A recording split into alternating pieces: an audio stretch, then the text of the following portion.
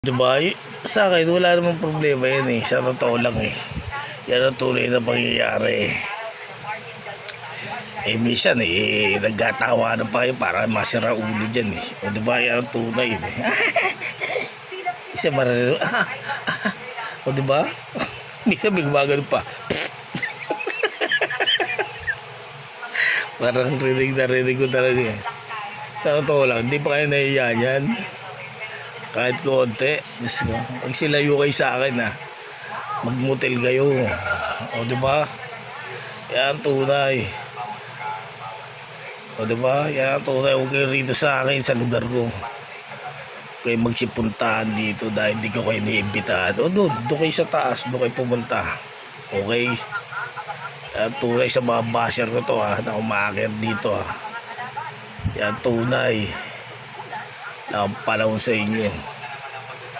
Okay. Tapos sabi pa ng basher ko, sige, ang dami mo ng kaaway. Ano, ang daming kaaway. Pakialam mo sa inyo, di ko mo na kayo kakilala eh.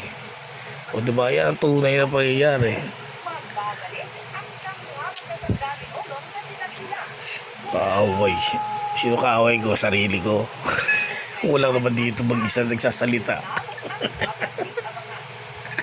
Talogis eh, no? Sa totoo lang. Guys, sa totoo lang, kung may kaaway ka, manahimik ka na lang, diba? Ganun lang yun eh. Okay, balikan ka pa eh. O yan, tunay na pangyayari eh.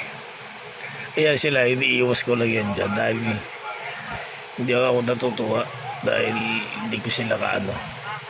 Okay lang sana kung hindi nyo ako kilala eh. Kilala nyo ako eh. Diba? O paano nyo sila nakilala?